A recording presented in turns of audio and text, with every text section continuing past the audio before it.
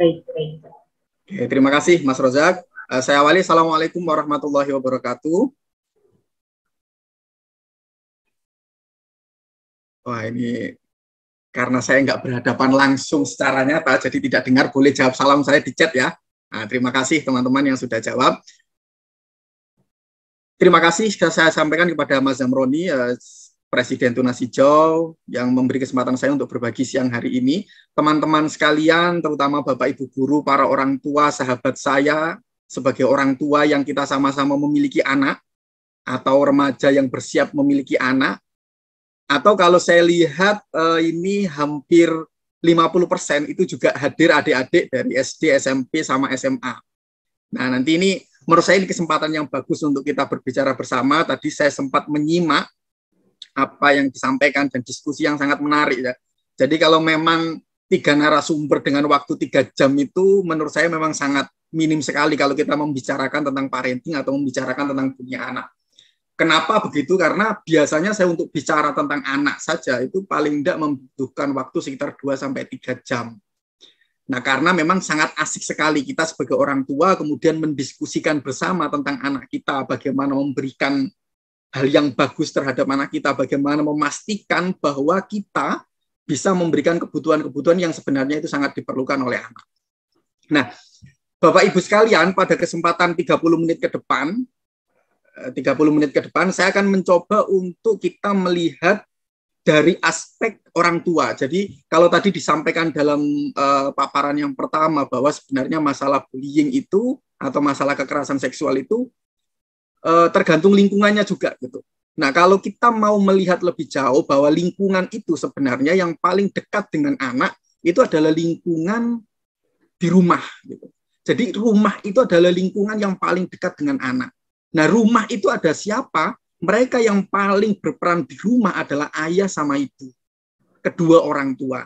Maka pada sesi ini saya akan lebih berbicara kepada bagaimana kita sebagai orang tua bisa memberikan hal-hal yang paling urgent, yang paling dibutuhkan oleh anak, sehingga anak kita ini bisa bertumbuh dengan optimal. Sehingga mereka akan jauh dari masalah-masalah anak, terutama menjadi korban atau bahkan menjadi pelaku dari bullying ini atau kekerasan seksual ini.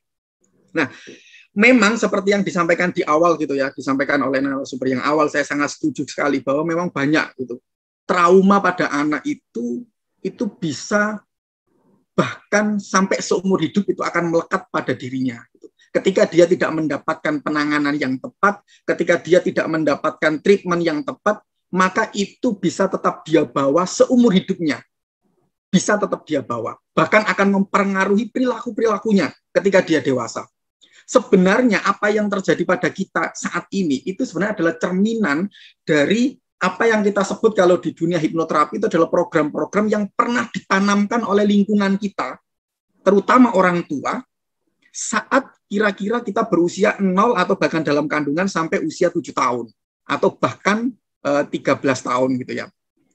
Jadi umumnya dari pengalaman praktek kami, anak-anak yang bermasalah itu umumnya sebab utamanya itu ada di rumah. Lebih banyak karena orang tua. Dan itu biasanya kejadian yang mendasarinya itu biasanya saat anak itu usia sekitar 3, 4, 5 tahun. Atau bahkan 2 tahun.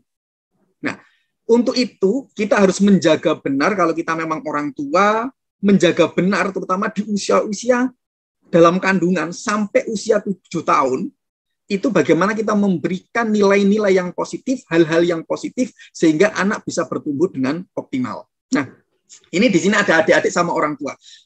Kalau seandainya saya bertanya, gitu ya, saya bertanya ini, ketika adik-adik, atau bahkan sekarang ibu-ibu, bapak-bapak, bapak ibu guru yang hadir di sini, yang sangat saya apresiasi bersedia hadir di waktu jam tidur siang begini ya, untuk menimba ilmu bersama, saya yakin di sini banyak sahabat-sahabat saya yang sebenarnya lebih mumpuni, tapi punya kelapangan hati, punya kerendahan hati untuk belajar bersama. Saya sangat mengapresiasi ini, karena kita ini harus hidup belajar dan belajar gitu, bagaimanapun posisi kita.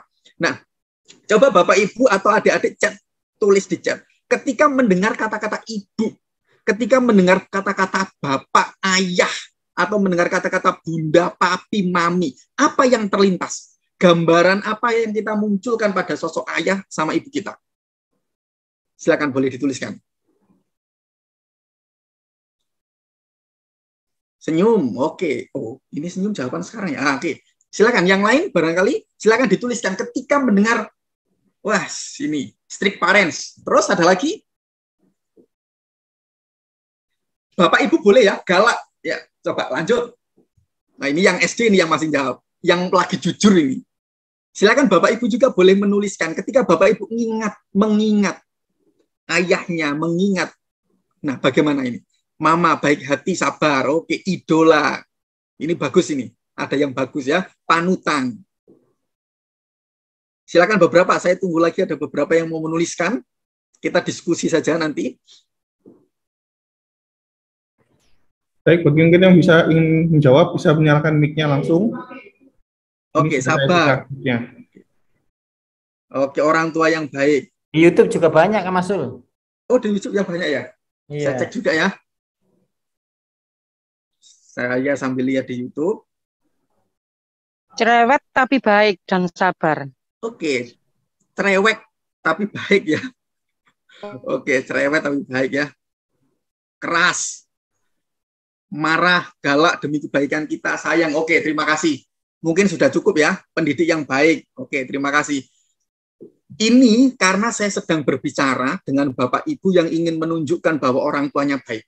Saya yakin kita semua punya dasar menyayangi orang tua kita. Tetapi kalau Bapak Ibu mau jujur, kebanyakan dari kita punya rasa sakit hati, marah, bahkan benci sama orang tua kita. Bahkan benci sama Bapak Ibu kita. Kalau Bapak Ibu tidak percaya, Bapak Ibu coba cek. Saya punya TikTok ya, TikTok yang membahas masalah orang tua, masalah anak ya, membahas masalah parenting. TikTok saya Mas Uladi, di situ ada saya membahas tentang bagaimana anak sangat sakit hati ketika dibandingkan. Ini saya sambil lihat di YouTube sebentar ya. Saya lihat komen di YouTube. Bagaimana anak sangat sangat sakit hati dibandingkan dengan saudaranya. Lihat di sana bagaimana komen-komen yang sudah dewasa saja itu masih mengingat rasa sakit hatinya kepada orang tuanya. Nah, ini bukan dalam rangka untuk kita menyalahkan orang tua ya, sekali lagi. Ini bukan dalam rangka untuk menyalahkan orang tua. Apalagi yang sekarang yang mendengarkan ini adik-adik ya. Ini bukan dalam rangka untuk menyalahkan bapak ibu kita, tetapi ini disampaikan untuk orang tua, untuk bapak ibu guru, untuk orang tua yang memiliki anak, untuk introspeksi diri. Jadi bukan dalam rangka itu menyalahkan orang tua, bukan. Tetapi ini dalam rangka untuk bagaimana kita sebagai orang tua bisa memperbaiki diri. Bagaimana anak kita bisa benar-benar merasa kalau kita menyayangi anak kita. Saya yakin tidak ada orang tua di dunia ini yang tidak menyayangi anaknya. Tetapi dengan berbagai cara yang dilakukan, dengan keilmuan yang kurang input data, dengan bacaan yang mungkin kurang luas, dengan pengalaman yang kurang banyak, menjadikan biasanya orang tua mendidik anak dengan cara yang dulu saat dia didapatkan, saat dia dididik oleh orang tuanya. Dulu orang tua saya didiknya seperti ini. Dulu kakek nenek kamu itu didiknya begini. Nah, sehingga itu yang ditiru. Itu yang biasanya dipakai. Nah, kesempatan kali ini sebenarnya kalau kita lihat ya,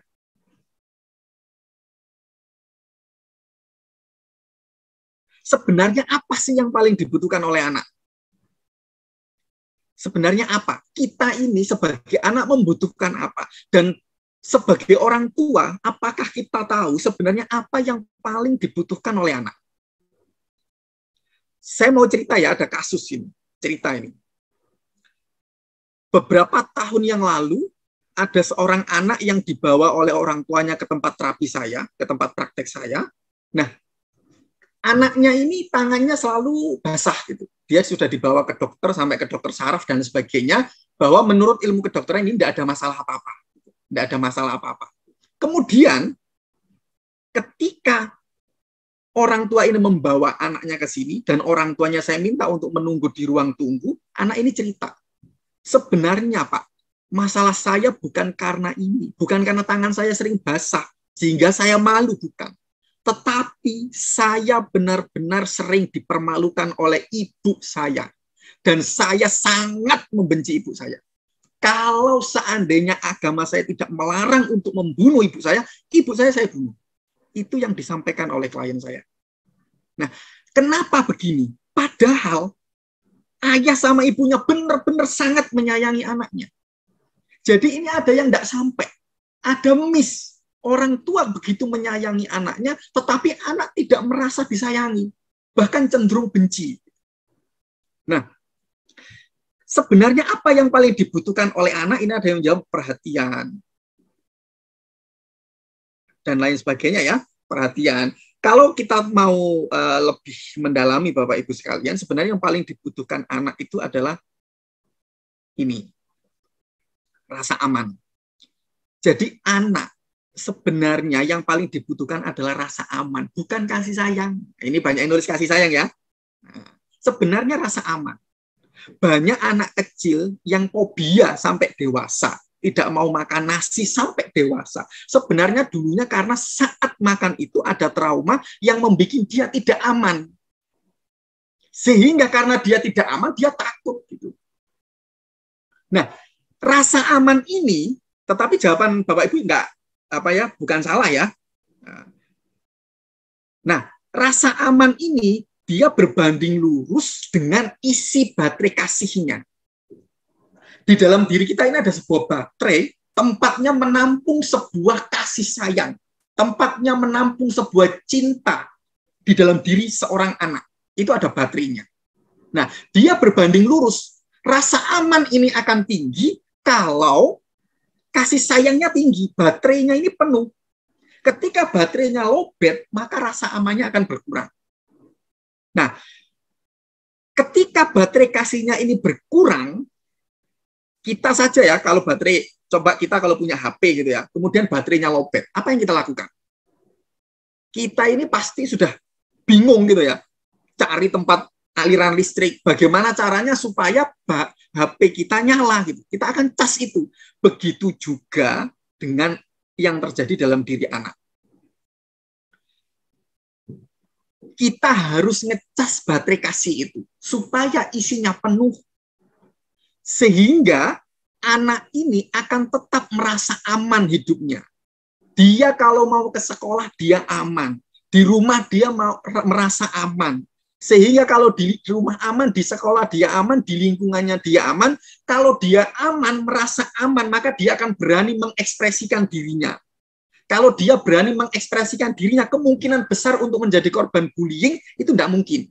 Kenapa? Karena ketika dia dibully, dia merasa aman, dia akan dengan tegas menolak bullying itu. Tetapi kalau dia merasa amannya rendah, dibully, maka dia akan tahu, iya, saya di rumah tidak punya rasa aman yang cukup. Kalau saya di sekolah dibully seperti ini, berarti memang saya seperti apa yang dikatakan oleh teman saya. Sehingga kita mengiyakan hal-hal negatif yang ditempelkan oleh orang lain kepada diri kita. Nah, sekarang Bapak Ibu, siapa yang perlu mengisi baterai kasih ini? Jadi di dalam diri anak ada sebuah baterai, namanya baterai kasih, yang dia harus diisi oleh ayah dan ibunya. Tidak bisa salah satu. Tidak bisa salah satu, harus keduanya. Oleh ayah harus diisi, oleh ibu harus diisi. Kalau tidak, besar kemungkinan dia akan menjadi anak yang dalam tanda kutip bermasalah. Di dalam masalah apapun.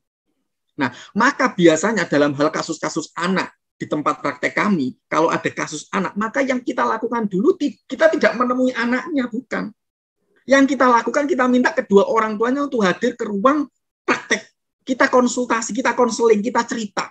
Kita mencari dari perspektif orang tua, anak ini kenapa? Apa yang bisa dilakukan? Pola asuh mana yang kurang tepat yang harus diperbaiki oleh orang tua? Nah, umumnya orang tua cenderung dalam tanda kutip tidak mau menerima ketika dikatakan bahwa masalah anak ini terjadi karena orang tua. Sehingga orang tua tidak mau berubah, orang tua tidak merasa perlu memperbaiki diri, yang perlu diperbaiki adalah anaknya. Padahal ini salah besar. Anak itu hanya sebuah produk dari sebuah pabrik. Siapa pabriknya? Pabriknya adalah ayah ibunya. Jadi Bapak Ibu, ketika Bapak Ibu melihat ada anak bermasalah, atau bahkan anak Bapak Ibu bermasalah, maka yang perlu dilihat dulu, jangan langsung salahkan anak. Bapak Ibu lihat ke dalam diri dulu. Sebenarnya apa yang salah dari saya sebagai orang tua? Apa yang harus saya perbaiki sebagai orang tua untuk bisa merubah anak? Jadi kita tidak menuntut anak dulu, enggak. Kita introspeksi ke dalam diri kita sebagai orang tua. Apa yang bisa kita lakukan? Tidak terdengar ya suara saya? Yang lain apa terdengar?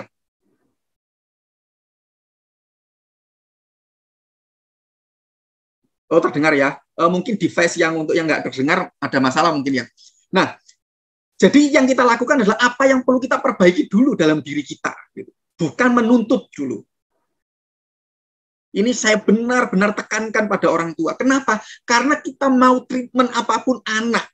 Sebagus apapun treatment anak, mau dibawa kemanapun, kemudian sembuh, kalau Bapak Ibunya tidak berubah, bisa dijamin 99,9, kalau nggak mau dikatakan 100% ya, anak itu akan kembali bermasalah. Dengan bentuk yang lain bisa, dengan bentuk yang sama bisa. Maka Bapak Ibu siang ini, mari kita berkomitmen, jika ingin menjadikan anak baik, maka kita dulu orang tuanya yang harus berbenah. Kita dulu orang tuanya yang harus berbenah. Apa yang perlu kita perbaiki untuk mendidik anak. Semakin hari, supaya anak bisa semakin baik.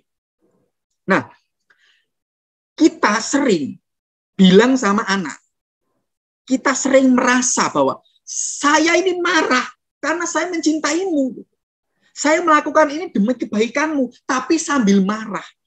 Anak-anak melihat itu bingung. Ini orang tua saya marah, atau sayang sama saya. Ini orang tua saya, ini beneran sayang sama saya, tapi kok marah. Ini orang tua saya ngomong sayang sama saya, tapi kok mukul saya. Yang senyum-senyum biasanya mengalami gitu.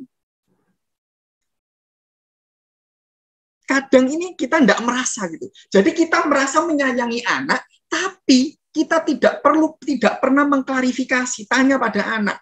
Anak ini benar-benar merasa disayang apa enggak?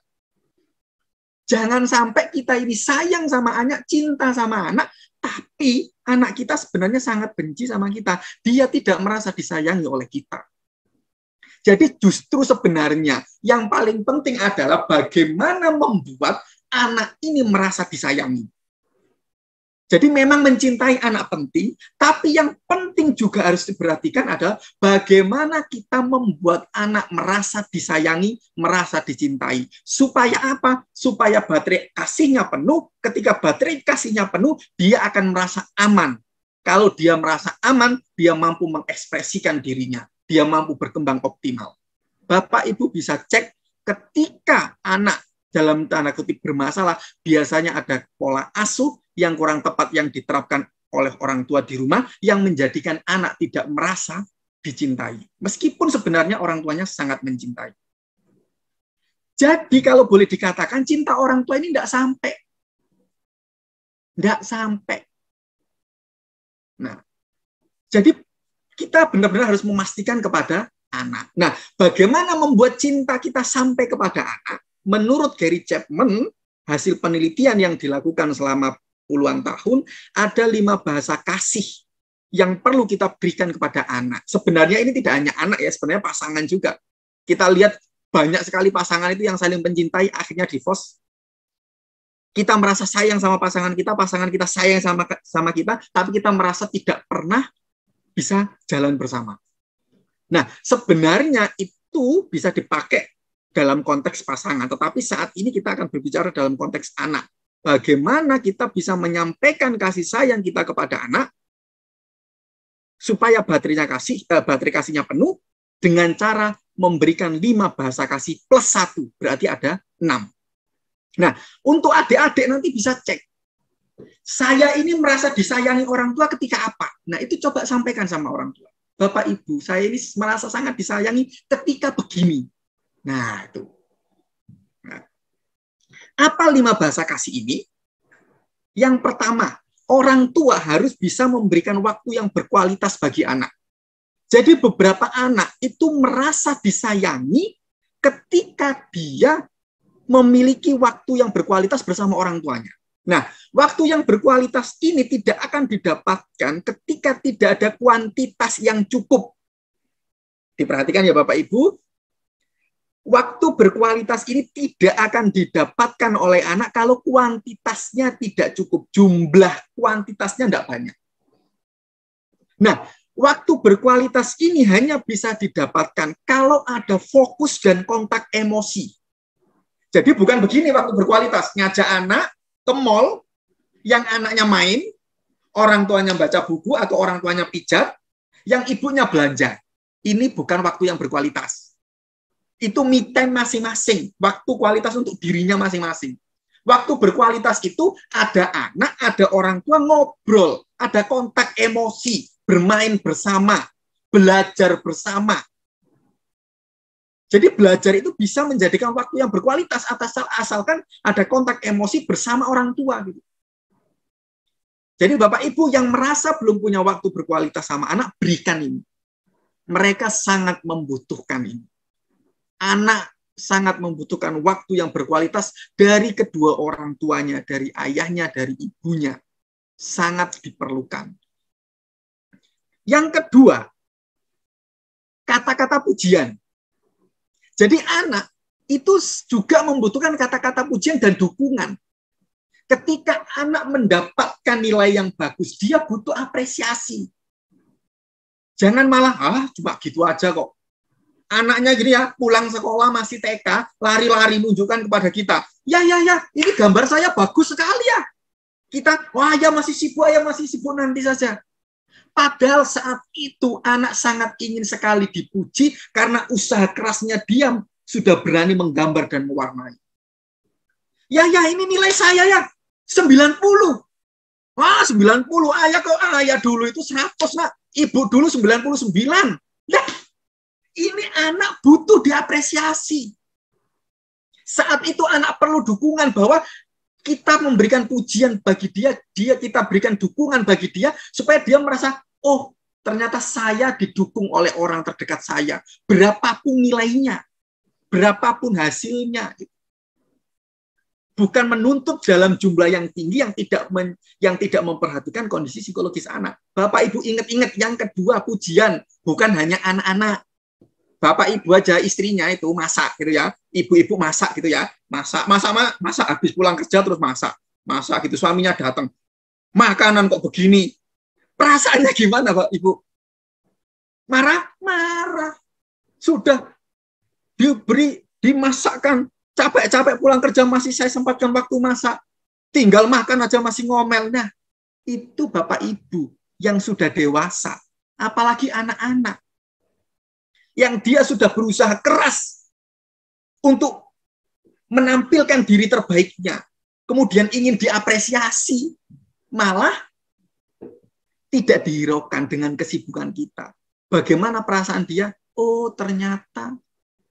Nah, Bapak Ibu yang bisa melanjutkan. Nah, yang ketiga, anak-anak sesekali waktu dia perlu dilayani. Dilayani itu bukan berarti kita menjadi pelayan anak, bukan. Dia harus mandiri, Pak, setuju. Tetapi sesekali waktu kita perlu. Dalam 7 hari sesekali waktu kita ambilkan sepatunya. Sesekali waktu kita suapin dia. Untuk apa? Untuk menunjukkan bahwa kita menyayangi anak kita. Jadi bahasa kasih tidak hanya kata-kata, tapi perbuatan. Sekarang ada nggak di antara Bapak Ibu yang merasa disayangi ketika dilayani oleh pasangannya? Ketika pasangannya tiba-tiba sesekali waktu mengambilkan makanan. Sesekali menyuapin gitu. Bagaimana perasaannya? Kalau Bapak Ibu bahagia, maka begitu juga yang dialami oleh anak-anak. Sesekali waktu anak-anak perlu dilayani. Anak-anak perlu mandiri berangkat ke sekolah sendiri. Tetapi sesekali waktu sempatkan anak-anak diantar ke sekolah. Untuk apa? Untuk menunjukkan bahwa kamu penting. Ayah ibu mencintaimu, kamu penting dalam hidup ayah dan ibu. Kamu berharga bagi ayah dan ibu. Itu tidak dengan kata-kata, tetapi dengan pelayanan. Ada juga anak-anak, nah ini sudah 30 menit ya, saya minta waktu 5 menit lagi ya. untuk menyampaikan paparan, kemudian kita tanya jawab. Yang keempat, Bapak Ibu, ada anak yang merasa disayangi ketika dia disentuh fisiknya, ketika dia digandeng saat jalan-jalan. Ketika kalau kita anak gini ya, tidak harus dipeluk, tidak harus dicium. Mungkin anak merasa sayang ya, sangat sayangnya dia. Pernah nggak anak kecil gitu tiba-tiba lari ke kita, ya sambil lompat naik punggung kita. Bisa jadi bahasa kasihnya sentuhan fisik. Dia ingin dirangkul oleh kita, dia ingin gulat sama kita. Sesekali waktu Bapak Ibu coba lihat kalau anaknya yang laki-laki gitu jalan gitu ya, simpangan, senggol dia gitu.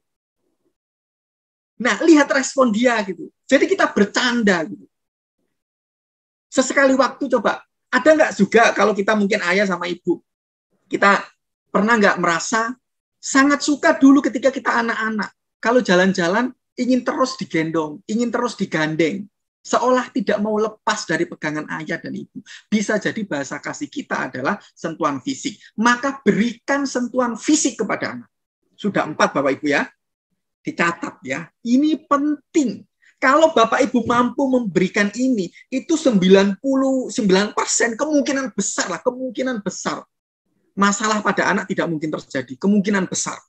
Dari pengalaman praktek kami, kemungkinan besar tidak akan terjadi.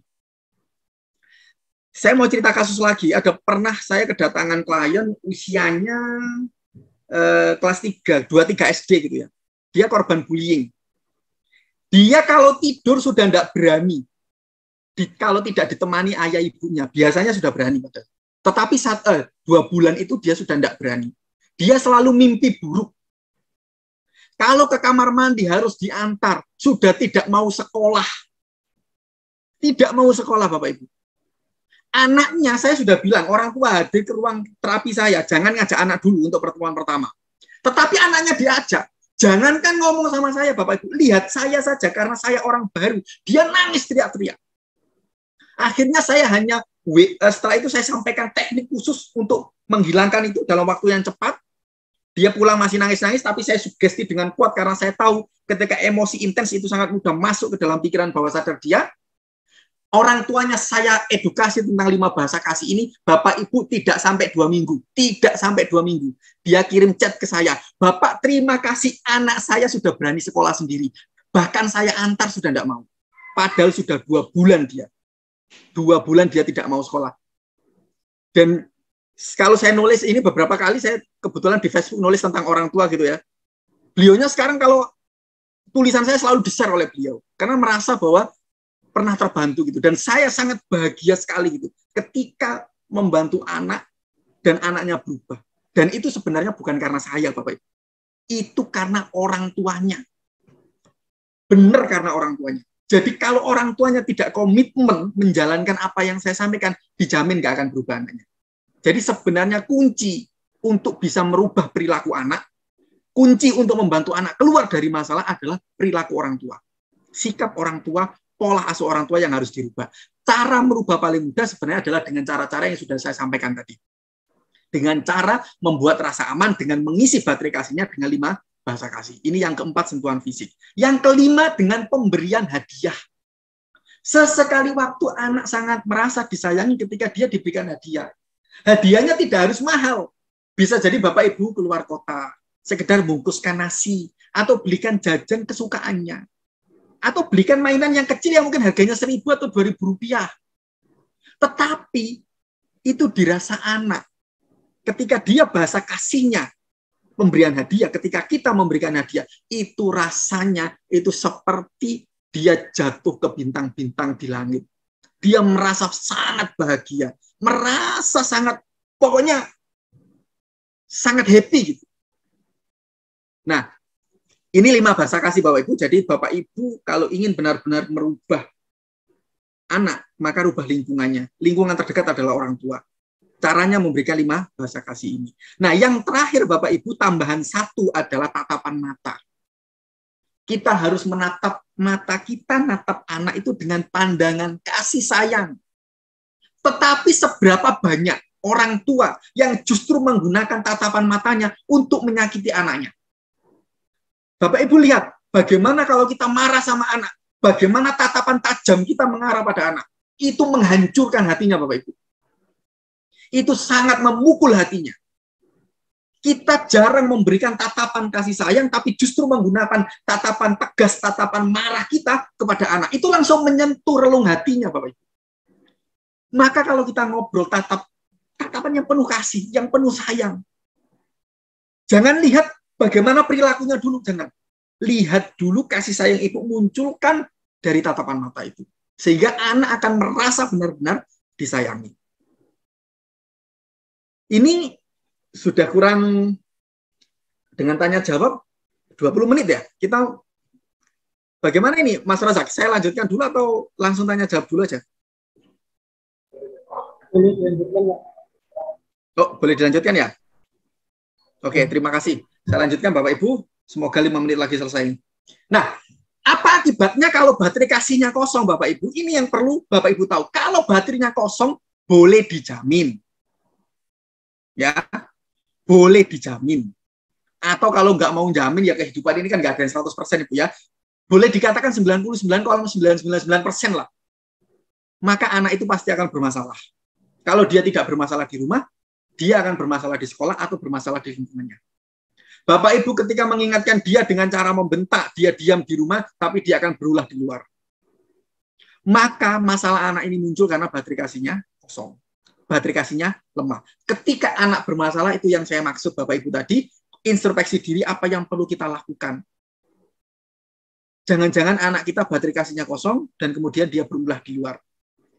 Dia di rumah tidak merasa kita perhatikan, akhirnya dia di luar mencari perhatian dengan cara-cara yang menurut dia itu yang baik. Kenapa? Karena itu yang dia tahu. Meskipun menurut kita tidak baik. Memukul orang, mengambil makanan orang, mungkin bagi dia itu perilaku yang baru dia tahu bahwa itulah yang bisa membuat orang perhatian dengan dia. Meskipun perhatiannya dalam bentuk dimarahi. Kita akan lebih sakit hati dicuekin daripada dimarahi. Jadi anak lebih memilih dimarahin karena marah juga bentuk perhatian. Tetapi harusnya yang kita berikan adalah bagaimana kita benar-benar mengisi baterai kasihnya sehingga anak merasa disayangi, anak merasa diperhatikan. Kalau dia di rumah diperhatikan, dia di rumah diterima oleh orang tuanya, maka dia tidak akan mencari di luar. Nah, kalau kita berbicara spesifik tentang bullying dan kekerasan seksual, Bapak Ibu, ini pesan yang bisa kita sampaikan atau hal-hal yang bisa kita lakukan kepada sebagai orang tua, yang dasarnya tadi Bapak Ibu ya, dasarnya kita harus mengisi baterai kasih. Ini saya ulang-ulang terus ini, supaya masuk ke pikiran kita gitu. Bahwa anak saya harus merasa dicintai dengan diberi dengan bahasa kasih. Dengan penuhnya baterai kasihnya, dia akan merasa aman. Itu yang penting. Ini selalu saya ulang-ulang. Kenapa? Karena tips selanjutnya tidak akan ada gunanya kalau yang awal tidak dilakukan. Bapak Ibu memberikan treatment apapun, kalau orang tuanya tidak memberikan yang di atas tadi, kemungkinan besar tidak akan dampak perubahannya tidak besar. Kalaupun kita tidak memberikan treatment apa-apa, tapi orang tuanya berubah menjadi lebih baik, dengan memastikan anaknya diterima, disayangi, diberikan rasa aman, maka anak akan berubah. Nah, 5+1 bahasa kasih ini, Bapak Ibu kalau masih anak-anak, berikan semua ke 6-6-nya. Meskipun sebenarnya Bapak Ibu kalau mau meneliti, itu ada 1 atau 2 bahasa kasih utamanya dia, yang paling dominan dalam dirinya. Nah, itu kalau saya sampaikan di sini tips untuk melihatnya bagaimana, itu pasti tidak cukup waktunya Bapak Ibu. Jadi baiknya pokoknya berikan 6-6-nya gitu aja. Nah, supaya kita bisa mencegah anak kita menjadi korban atau bahkan pelaku bullying, yang pertama, Bapak Ibu harus kenal anak Bapak Ibu. Kalau Bapak Ibu guru, kenali perubahan emosi dan perilakunya. Anak-anak itu kalau menjadi korban atau bahkan pelaku, tidak mungkin, apalagi itu kejadian pertama bagi dia, emosinya tidak berubah, tidak mungkin. Perilakunya tidak berubah, tidak mungkin. Kalau kita tidak pernah tahu, maka sebenarnya kita nggak pernah mengenali anak kita. Karena anak itu biasanya sangat nampak. Dia tidak menyembunyikan sebenarnya di awal, Bapak Ibu. Tapi kalau berlanjut orang tuanya tidak menyadari, maka lama-kelamaan dia akan terbiasa menyembunyikan itu. Jadi Bapak Ibu untuk mencegah supaya anak Bapak Ibu tidak menjadi korban bahkan pelaku, maka Bapak Ibu kenali perubahan emosi sama perilaku anak. pasti ada perubahan perilaku sama anak yang terjadi di dalam diri anak. Nah, siapa yang bisa mengetahui perubahan ini? Orang terdekat. Orang terdekat siapa? Ya Bapak Ibu. Kalau Bapak Ibu tidak tahu, mana mungkin orang lain tahu. Gitu. Yang selanjutnya, mulai sekarang, biasakan adik-adik juga ya, kalau ada apa-apa cerita sama orang tua. Curhatnya sama orang tua, bukan sama teman. Ya kalau temannya baik. Kalau temannya tidak baik, wah ikut rusak sudah.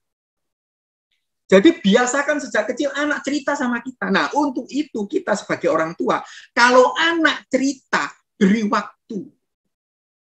Jangan disela, jangan dibantah. Biarkan dia belajar mengungkapkan apapun yang dia rasakan. Jangan sampai, wah, tidak penting nak, gitu aja kok. Bagi anak itu penting, Bu. Dia mungkin sudah berpikir berminggu-minggu untuk cerita itu. Tapi ketika berminggu-minggu dia berpikir untuk cerita, kemudian ketika dia cerita, responnya tidak seperti yang dia harapkan, jangan harap kemudian dia akan cerita lagi kepada Bapak Ibu. Oh, tidak mungkin. Dia tahu sudah, Bapak Ibu saya paling begitu kalau dikasih tahu. Paling saya yang disalahkan. Paling saya yang di... Nah, jadi biasakan mulai dari sekarang anak cerita sama orang tua. Karena pada dasarnya Bapak Ibu, setiap anak terjadi apapun dalam dirinya, pasti dia cerita sama orang tuanya. Lihat anak kecil usia 2 tahun, 3 tahun, pasti dia cerita kok sama orang tuanya. Tetapi karena respon orang tua yang kadang tidak memperhatikan, maka dia kemudian memaknai orang tua saya tidak perlu mendengar cerita saya, maka kemudian berlanjut dia tidak akan cerita. Nah, ini saya percepat Bapak Ibu ya. Bangun rasa percaya diri anak. Anak tidak akan punya rasa percaya diri yang tinggi kalau rasa aman anak tidak didapatkan di rumah. Maka dia, bagaimana mungkin dia percaya diri kalau dia tidak aman? Nggak mungkin. Kemudian ajari anak berani dan sikap tegas. Bukan berarti mengajak anak untuk berani bertengkar, bukan. Ajari anak, jangan orang tua yang mengambil alih. Contoh, anak kemudian dikatakan, wah kamu kok pendek. Nah kita kalau tahu anak kita dibegitukan, anak kita tidak melawan dengan tegas, terus kita tahu, jangan kita langsung memarahi anak itu di depan anak kita. Tetapi anak itu kita ajak dulu pulang tak apa, kita kasih tahu, harusnya saat kamu diperlakukan begitu, kamu harus berani. Kamu lawan. Lawannya nggak usah berantem kamu nak. Kamu cukup katakan, saya tidak suka dikatakan seperti itu. Dengan tegas katakan. Biasanya kalau kita mau tegas dan kita menunjukkan sikap berani, dia nggak akan berani mengulangi lagi. Nah itu Bapak Ibu ya. Jadi ajari anak untuk berani dan bersikap tegas. Yang terakhir, orang tua harus bisa menjadi contoh bagi anak. Ini yang paling penting. Orang tua harus bisa menjadi contoh. Kalau kita tidak mau menjadi anak menjadi korban atau pelaku bullying, lah kita harus juga bersikap tegas ketika contoh kita ngajak jalan anak gitu ya, kita ngantri. Kemudian ada orang yang nyerobot. Kita harus ngajari itu anak. Kita ngomong sama orang itu, kan dia sudah dewasa. Pak antri. Itu untuk mengajari anak secara tidak langsung bahwa ketika dia diperlakukan tidak adil, tidak baik, dia bisa menunjukkan sikap tidak setujunya. Kita mengajari sikap asertifnya. Bagaimana dia mengatakan tidak kepada sebuah perilaku yang membuat dia tidak nyaman. Mungkin itu Bapak Ibu, kita bisa berdiskusi lebih lanjut, masih ada waktu 10 menit. Terima kasih Bapak Ibu, semoga bisa membantu kita semua. Baik, ya. Ini langsung ada pertanyaan Kak dari Rita Suci. Silakan untuk menyalakan mikrofon nih.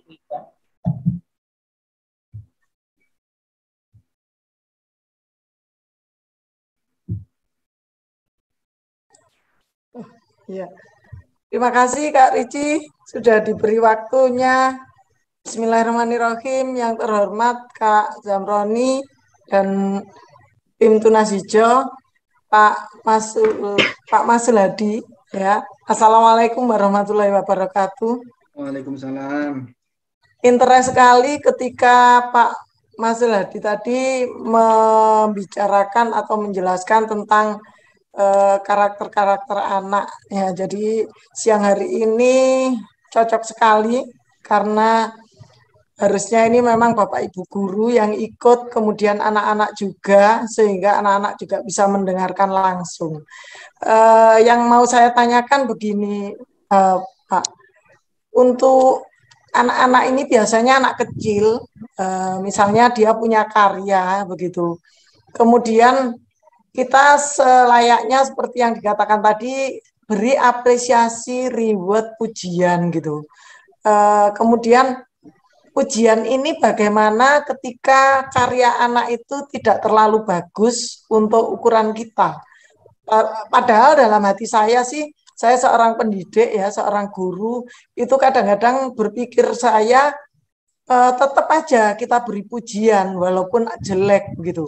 Tetapi saya pernah dengar juga ada yang kurang setuju ketika hasil itu jelek tapi kita katakan bagus. Nah, takut saya dilemanya itu anak ini nanti nggak bisa lebih bagus lagi karyanya karena merasa sudah ini paling bagus punya saya misalnya seperti itu.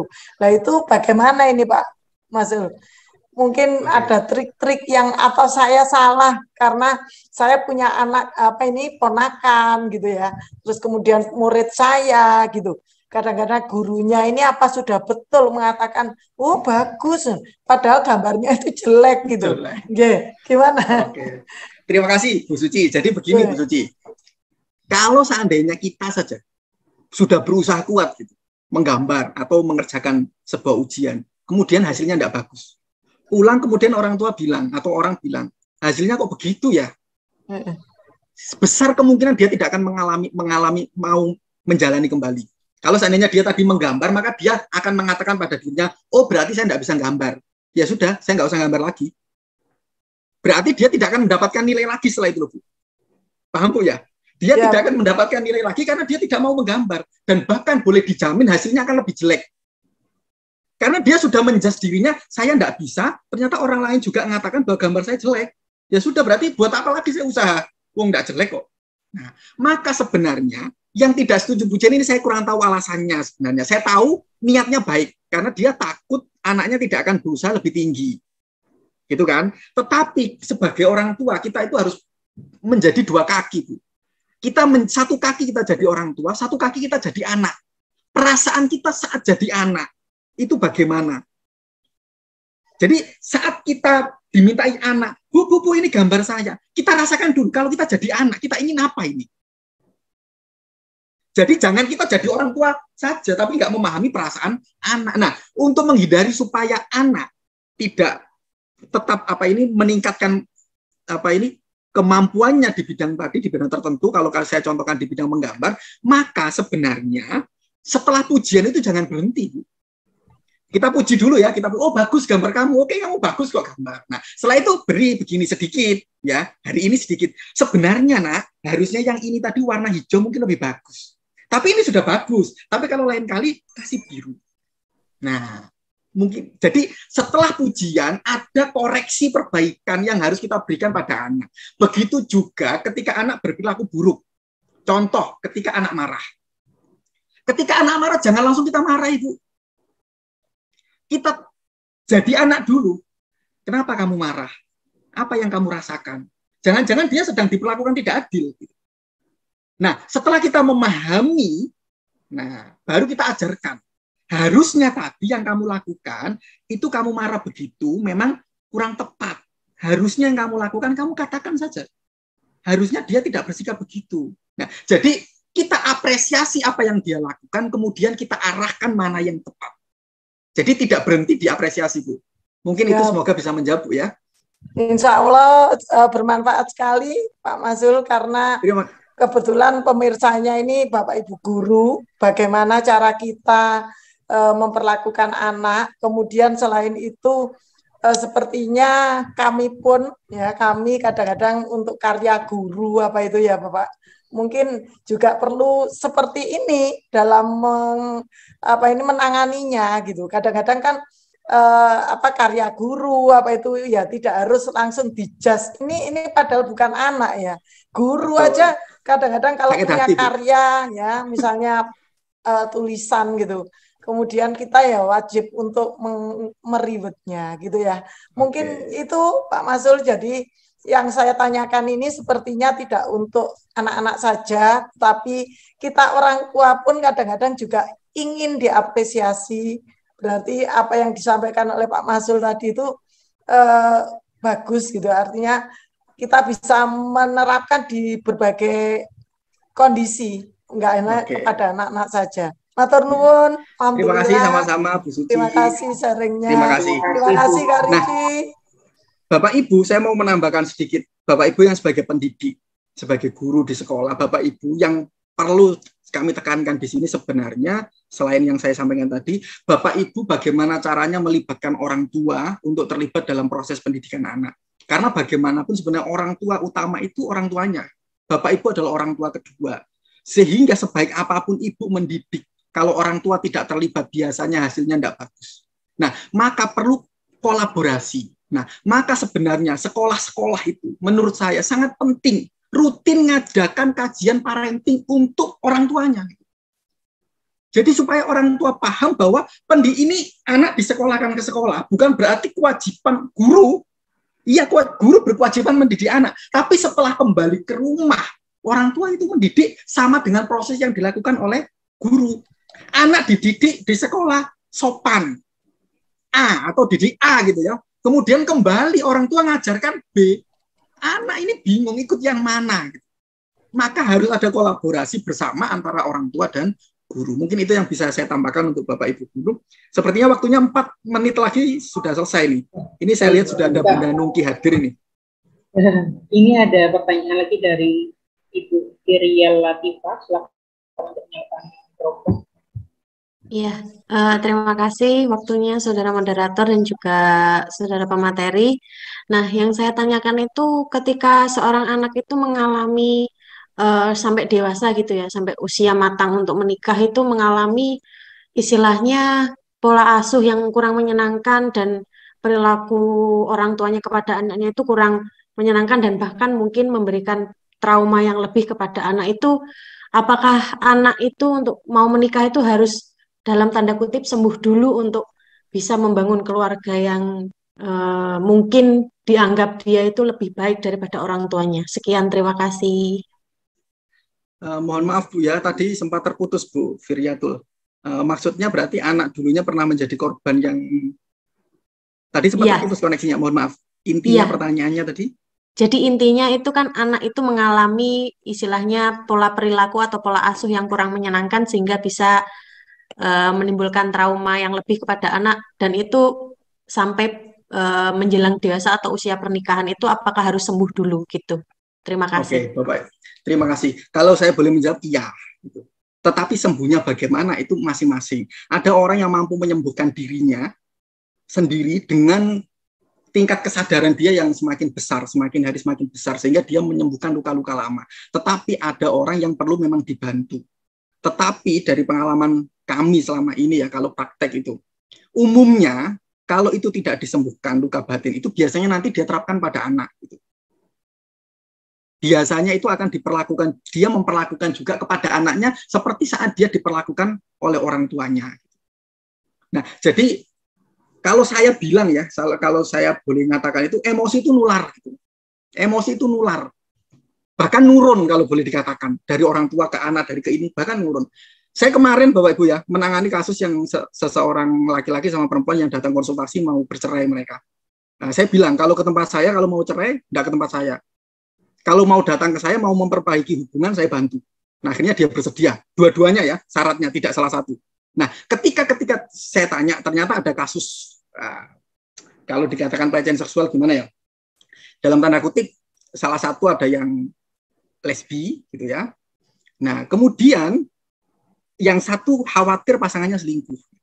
Nah, ketika dia cerita, baru cerita ini ya, belum proses hipnoanalisis, kita belum sampai terapi mencari akar masalahnya, itu dia sudah mengungkapkan. Saya dulu saat kecil, usia SD, pernah lihat ibu saya, itu dari dalam, dari ruang belakang, diketok-ketok ada seorang laki-laki yang manggil. Saat itu anak itu tidak paham, kalau itu adalah bentuk perselingkuhan orang tuanya. Saat itu tidak paham. Karena dia masih anak-anak. Tapi ketika dia dewasa, memori itu muncul, dimaknai oleh dia. Oh, ternyata orang tua saya dulu begini. Nah, jadi kejadian-kejadian dulu di masa lalu kita, itu sebenarnya sangat berpengaruh pada kehidupan kita saat ini. Dan seterusnya. Jadi kalau kita tidak berdamai dengan diri kita tidak akan bisa mengeluarkan itu pada anak. Jadi kalau Bapak itu tadi ya, kita tidak akan bisa memberikan sesuatu yang kita tidak punya.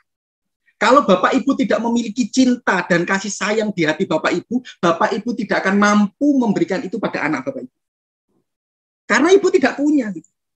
Ibu kalau tidak merasa dicintai oleh pasangannya, tidak merasa disayangi oleh pasangannya, mana mungkin ada cinta di hati Ibu, dan kemudian mana Ibu itu memberikan kepada pasangan. Makanya itu umumnya kalau pasangan sedang berantem sama pasangannya, dilampiaskan kepada anak. Nah, jadi kalau jawaban dari saya, Bapak Ibu, selesaikan. Umumnya masalah anak terjadi karena orang tua biasanya ada pengalaman-pengalaman negatif. Nah, ini harus diselesaikan. Ibu bisa, sebenarnya kalau cara menyelesaikan paling mudah berdoa, itu bisa berdoa, relaksasi. Asalkan Ibu mampu tahu caranya gitu. Jadi ada tekniknya sebenarnya bagaimana doa itu mampu menyembuhkan. Dan itu tidak butuh waktu tahunan, Bu. Tidak butuh waktu tahunan. Tidak butuh waktu tahunan. Banyak sekali kasus seperti itu yang bisa selesai hanya hitungan hari. Meskipun kami tidak menjanjikan hasil ya, tidak boleh kita menjanjikan hasil karena semua orang punya proses perubahannya, tetapi boleh saya katakan banyak sekali orang yang bisa berubah, berkembang lebih baik ketika mampu menyelesaikan luka di dalam hatinya. Cirinya, saya kasih tahu cirinya aja Bu ya, bagaimana Ibu merasa punya luka batin apa enggak, cirinya mudah. Ini cara yang mungkin bisa Ibu praktekkan. Kalau Ibu ingat-ingat kejadian itu, bagaimana?